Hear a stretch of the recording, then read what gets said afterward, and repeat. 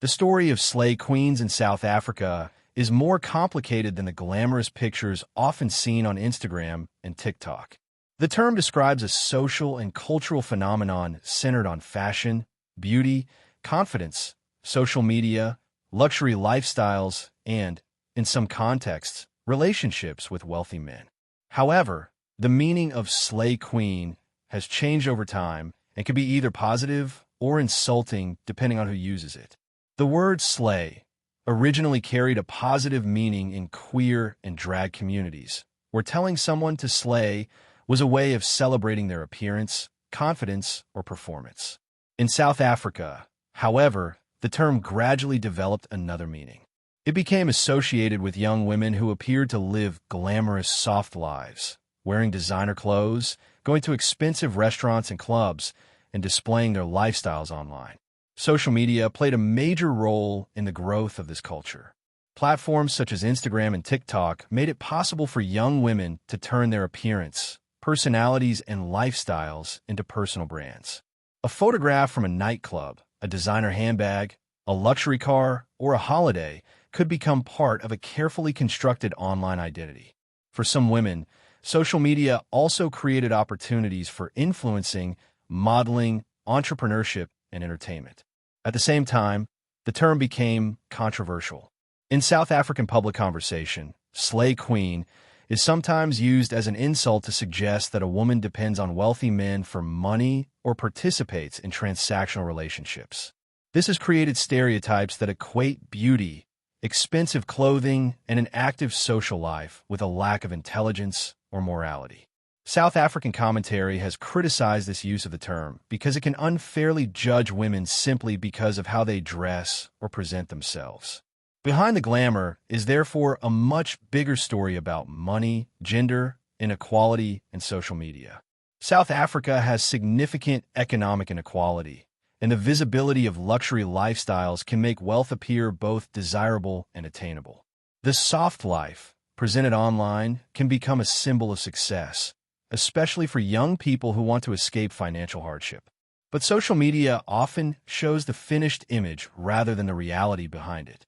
The lifestyle may involve business opportunities and genuine success, but can also involve pressure, insecurity, debt, exploitation, or complicated relationships. The slay queen phenomenon also reveals changing ideas about relationships between men and women. Some women associated with the culture openly argue that financial security is important in relationships and encourage women to seek partners who can provide a comfortable lifestyle. Critics argue that this can reinforce materialism and turn relationships into financial transactions. Supporters, however, may see it as women exercising their choices and refusing to accept relationships that do not provide the security or lifestyle they want. Contemporary portrayals of the phenomenon, therefore, often place feminism, money, and power in the same conversation. In recent years, South African popular culture has moved beyond simply mocking or judging slay queens and has started examining their lives more seriously. The Showmax documentary series Slay Queens, for example, explores the women behind the glamorous social media image and looks at ambition, money, relationships, fame, and survival. Ultimately, the story of slay queens in South Africa is not simply a story about women who like expensive clothes or nightlife. It is a story about identity in the digital age. It shows how social media can transform beauty and lifestyle into social capital, how young people respond to economic inequality, and how women negotiate independence, relationships, and power in a changing society. The most important lesson is that there is no single definition of a slay queen. For some, the term represents confidence, beauty, and ambition. For others, it represents materialism or a controversial lifestyle. The reality is usually more complicated than the stereotype. Behind every carefully edited photograph is a person with ambitions, challenges, and choices, and understanding the slay queen phenomenon means looking beyond the glamour to the social and economic world that produced it. A major pillar of slay queen culture is the blesser, typically an older, wealthy man who funds a woman's lifestyle. This dynamic is widely documented. It emerges from South Africa's extreme inequality, where many young women see transactional relationships as a rational economic strategy.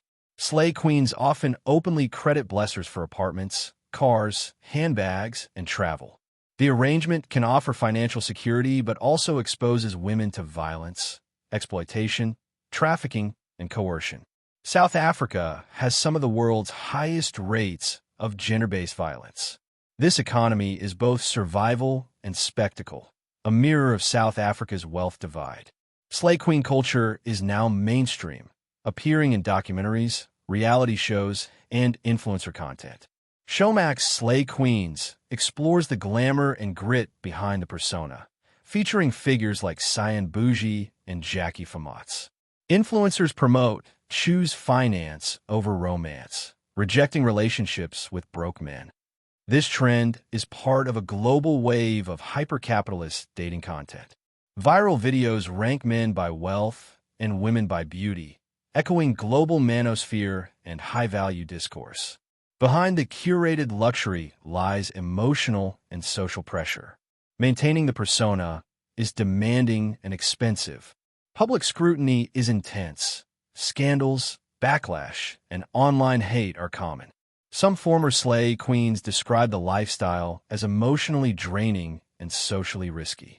Researchers frame slay queen culture within post-feminism, where empowerment is measured through individual success markers. Good looks, career achievement, luxury consumption, social media visibility. This aligns with girl boss feminism, focusing on personal advancement rather than collective empowerment. Scholars also highlight digital anthropology, Instagram as a tool for building economic and social capital. Gender politics, slay queens challenge and reinforce norms around femininity, sexuality, and power. Economic stratification, luxury becomes a symbol of status in a deeply unequal society. Slay queens reveal South Africa's deeper tensions. Aspiration versus inequality, luxury becomes a symbol of escape. Empowerment versus exploitation, visibility brings opportunity and danger. Modern femininity versus patriarchal norms, women assert agency through beauty and finance. Digital fantasy versus lived reality, curated lifestyles mask structural hardship. Slay queen culture is not simply good or bad.